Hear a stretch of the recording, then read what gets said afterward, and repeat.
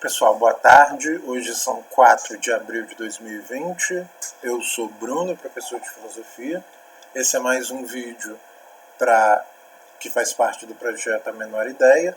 E hoje eu quero perguntar a vocês se vocês fazem alguma ideia do que é prerrogativa. Eu não faço a menor ideia, ou pelo menos não fazia.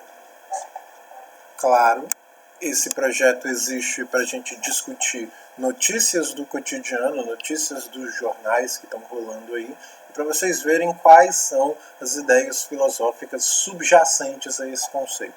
E esse conceito é muito importante, vocês vão ver como ele é atual.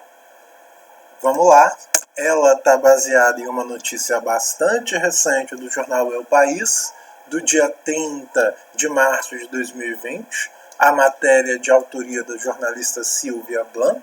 Eu vou colocar ali nas informações desse vídeo, na descrição do vídeo, o link para essa reportagem.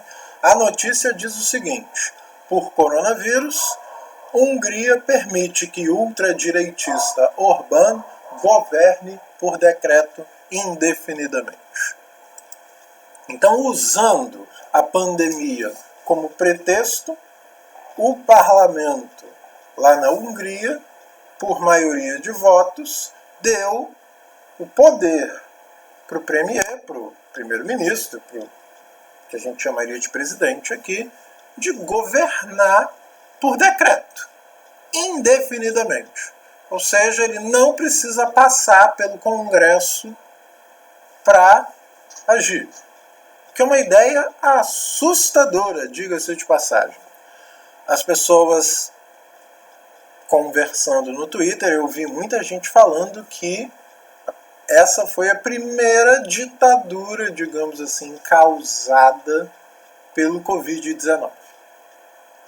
No entanto, gente, essa ideia de um executivo tendo poderes ilimitados, ela não é uma ideia tão recente assim, ela é uma ideia, na real, muito antiga.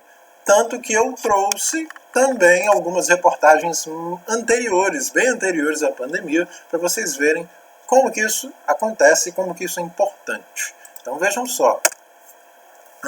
Em 2014, por exemplo, 28 de janeiro de 2014, a autoria de um jornalista chamado Peter Baker, que publicou no The New York Times um comentário, um resumo, uma análise do discurso do Obama para o State of the Union, que é uma coisa que ele faz, todo presidente americano faz sempre que completa 2 anos de mandato, para o Congresso inteiro. E nesse discurso, o Obama disse que ele não iria esperar o Congresso para agir, para melhorar, digamos, para tentar reverter o quadro na economia americana. Então olhem esse linguajar do Obama, que ele não irá esperar o Congresso. A ideia de que ele pode agir sem a necessidade do Congresso. Gente, a gente associa a experiência da ditadura essa coisa de um executivo acumular muito poder nas mãos.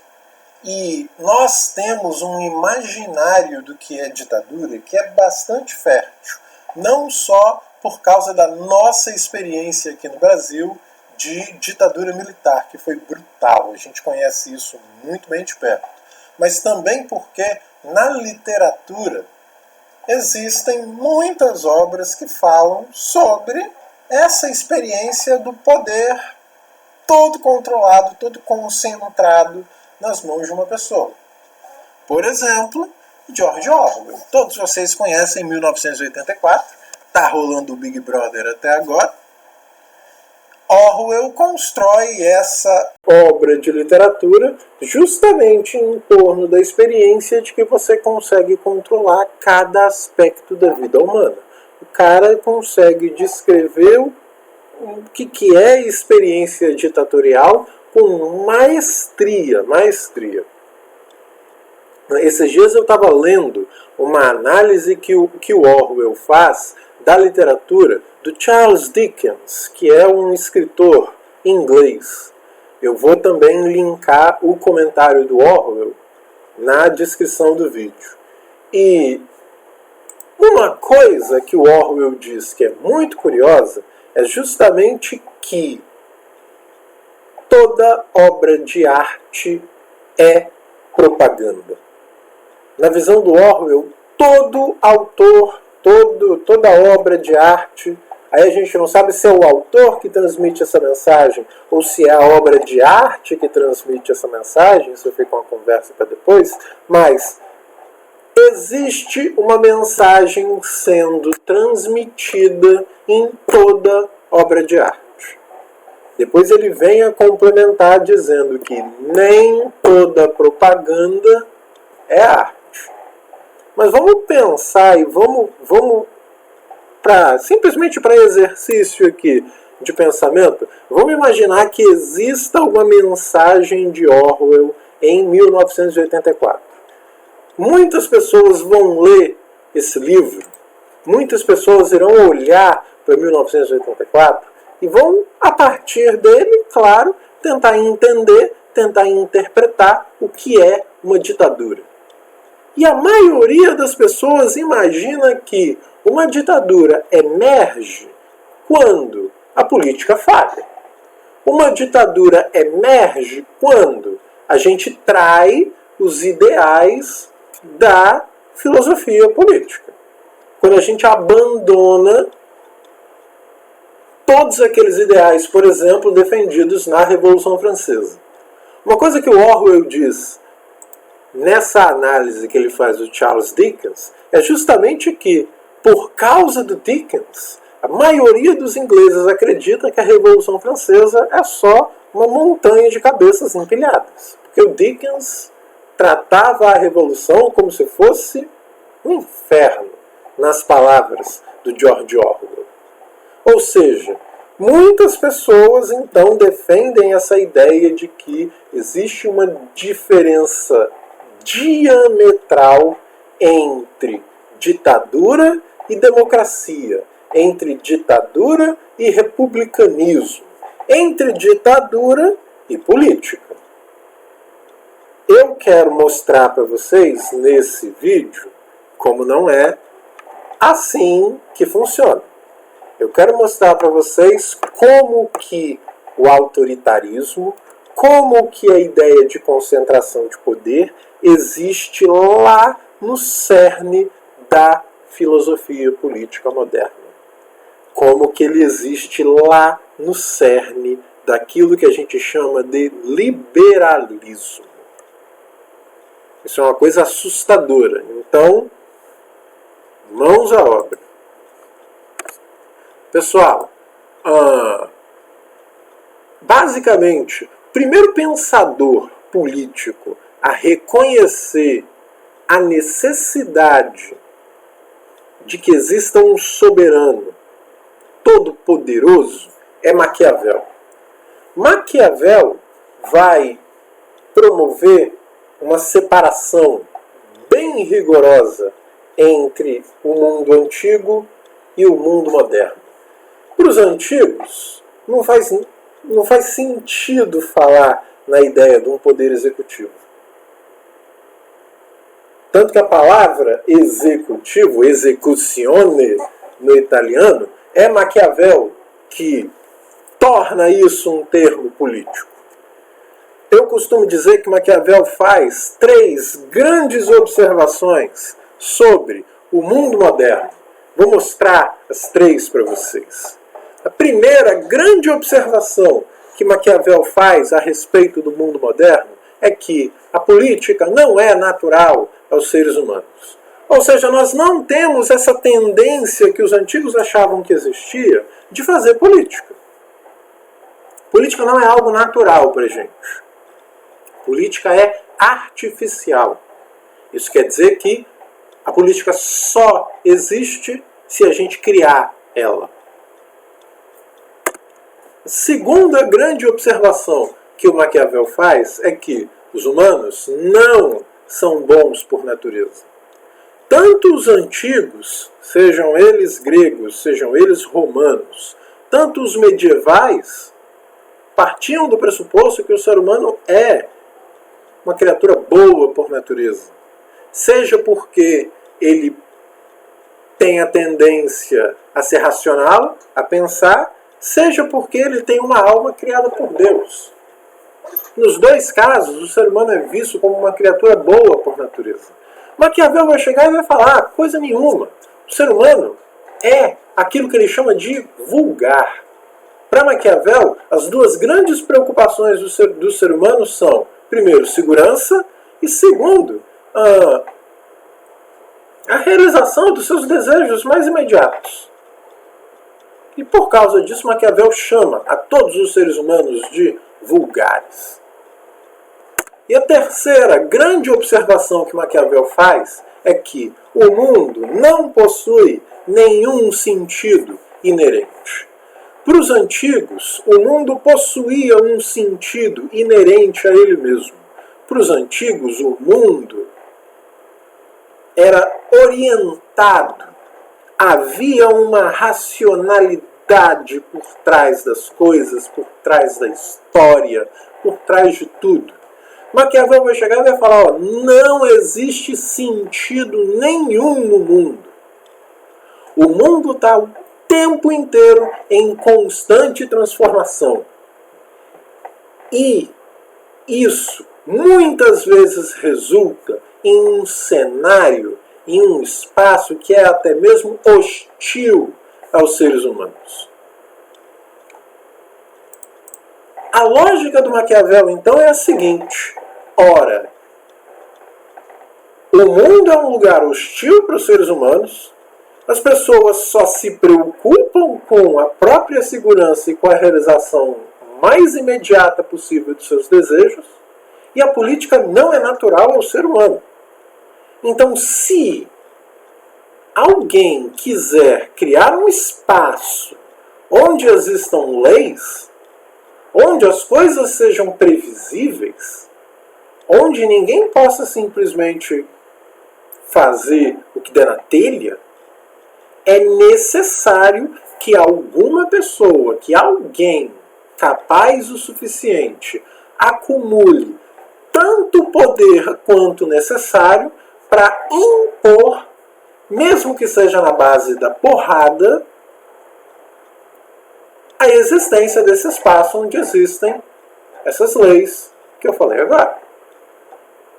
Ora, gente, para Maquiavel, como não existe uma ordem inerente nas coisas, como política não é uma coisa que tem necessidade objetiva, então ela só existe na circunstância de que uma pessoa acumula poder suficiente e cria a política e a sustenta, mesmo que seja na base da violência.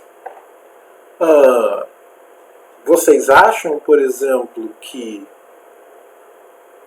eu não preciso recorrer à violência para impor, por exemplo, leis?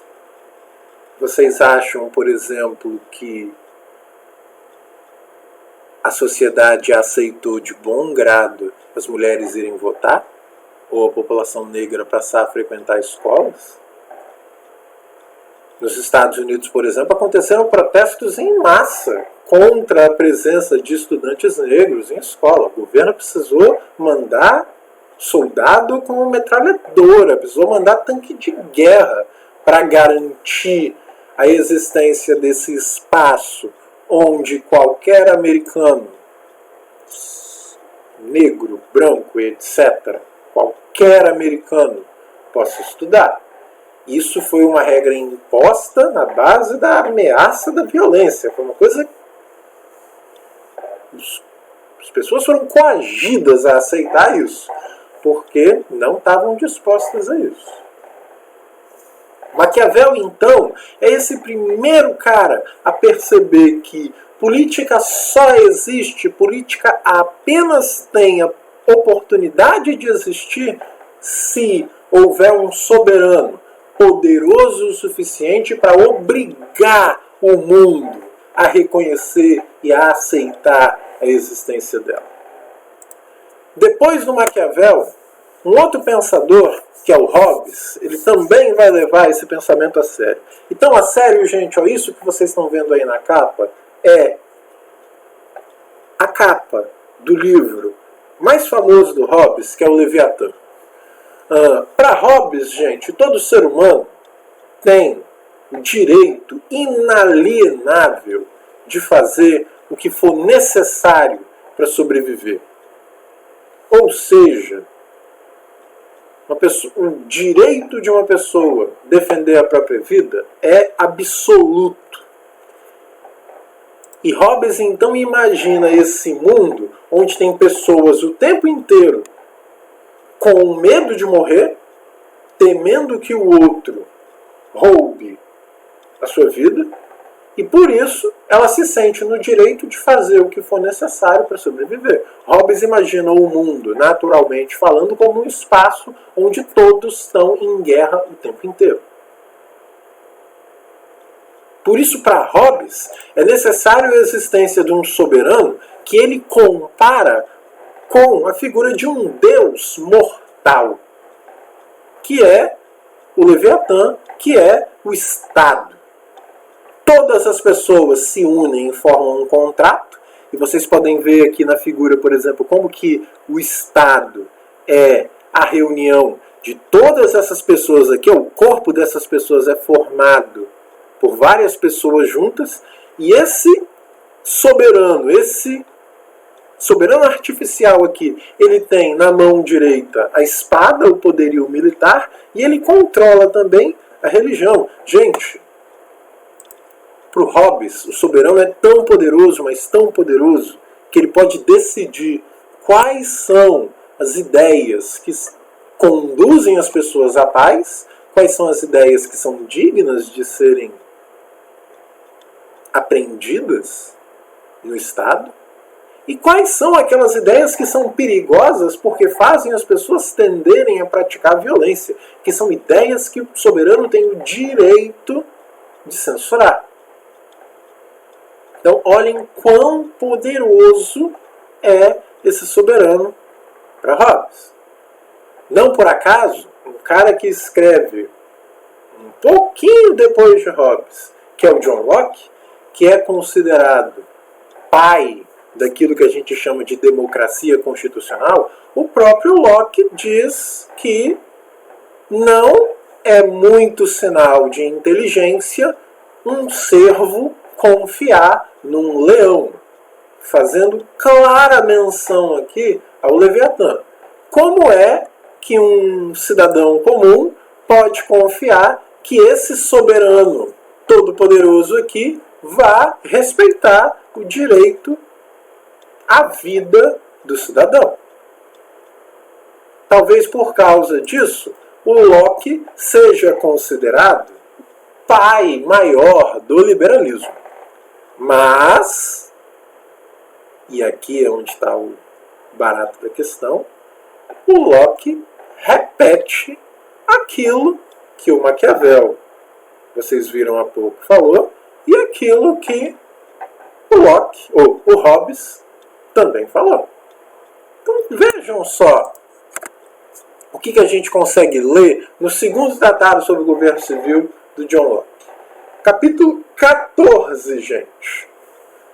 Locke passa o livro inteiro falando, por exemplo, de por que a política existe, o que é o estado de natureza, passa, por exemplo, o livro inteiro falando o que é propriedade, passa, por exemplo, o livro inteiro falando sobre a tese da supremacia do legislativo, mas aí chega o capítulo 14, o Locke faz o seguinte comentário, ó. Como os legisladores são incapazes de prever e prover leis para tudo o que pode ser útil à comunidade, o executor das leis, possuindo o poder em mãos, tem, pela lei comum da natureza, o direito de utilizá-lo para o bem da sociedade em casos que a lei civil nada prescreve, até que o legislativo possa convenientemente se reunir para preencher esta lacuna. Há muitas coisas em que a lei não tem meios de desempenhar um papel útil. É preciso, então, necessariamente deixá-las a cargo do bom senso daquele que detém nas mãos o poder executivo, para que ele as regulamente segundo o exigirem, o bem público e suas vantagens. O Locke basicamente está percebendo que uma lei ela é necessariamente falha em alguns aspectos. Que aspectos são esses? Uma lei não tem a capacidade de prever situações futuras. Eu posso estar criando uma lei para uma situação X agora e acontecer alguma coisa no futuro que não está coberta por essa lei. Essa lei não diz nada para a gente, por exemplo, do que se deve fazer. Quando uma lei é criada, não necessariamente o legislador tem essa visão do que vai acontecer no futuro. Às vezes não tem nada prescrito. Ou às vezes, o que é pior, às vezes em nome do bem comum, no raciocínio do Locke aqui, em nome do bem comum, às vezes você precisa desobedecer a lei. Olha então o que ele vai falar. Locke continua, o parágrafo seguinte a esse que eu fiz, também no capítulo 14.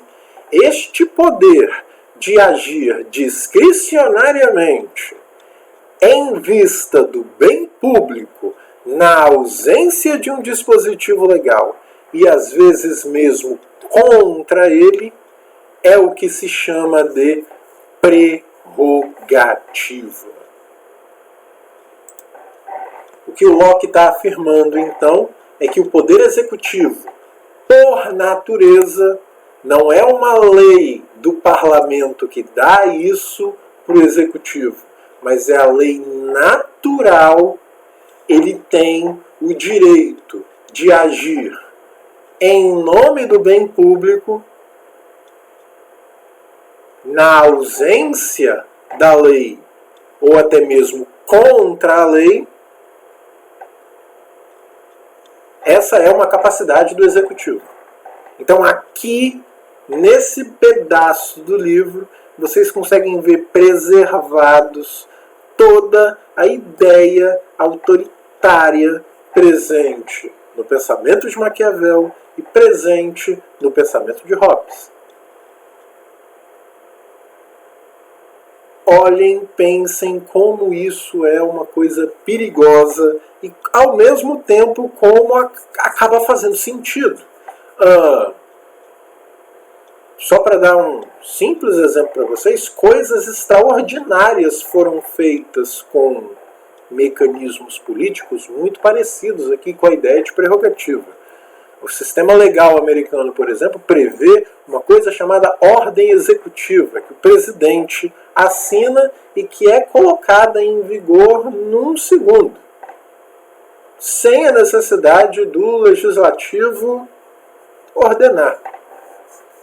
A abolição da escravatura foi uma ordem executiva. A maioria esmagadora, por exemplo, da população americana era a favor da existência da escravidão. Lincoln aboliu a escravidão com uma ordem executiva. Então, coisas, digamos assim, boas aconteceram através do uso desse mecanismo. Mas coisas horríveis também podem acontecer. A gente tem essa ideia de que a ditadura é uma, entre aspas, traição da política, mas eu estou tentando mostrar para vocês aqui como que a existência desse nosso sistema político baseado na modernidade liberal, como que ela prevê a existência dessa situação de coisas onde o poder fica todo concentrado nas mãos de uma pessoa. Então, essa ideia requer que a gente tome, requer que a gente tenha muito cuidado com as coisas. Muito cuidado. Porque não existe uma resposta perfeita e absoluta sobre o que consiste o bem comum. O que será que acontece quando existe uma disputa muito intensa sobre o que é o bem comum? E se a maioria da população, por exemplo, acreditar que o soberano não está fazendo uso correto da sua prerrogativa? O que será que acontece? Locke nomeia isso que acontece quando um soberano não faz bom uso da sua prerrogativa. O que as pessoas podem fazer, têm o direito de fazer, e Locke diria devem fazer, é uma revolução. Isso é muito sério. Notem então como o que está acontecendo mundo afora agora é uma coisa que emana dessa ideia de prerrogativa. A coisa de que o executivo precisa ter carta branca para agir é uma ideia fundada na noção de prerrogativa.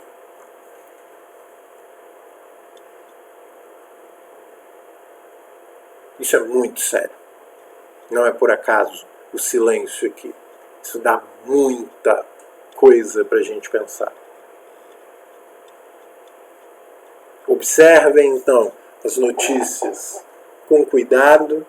Lembrem-se, é muito mais fácil a gente não fazer a menor ideia do que está acontecendo do que a gente saber tudo que está acontecendo. Pensem, reflitam e lembrem-se, esse mundo é uma criação artificial nossa. A gente pode criar ele do jeito que a gente quiser, se a gente souber o que a gente está fazendo e se a gente estiver disposto a fazer o que é necessário para ele passar a existir. É isso. Um grande abraço para vocês.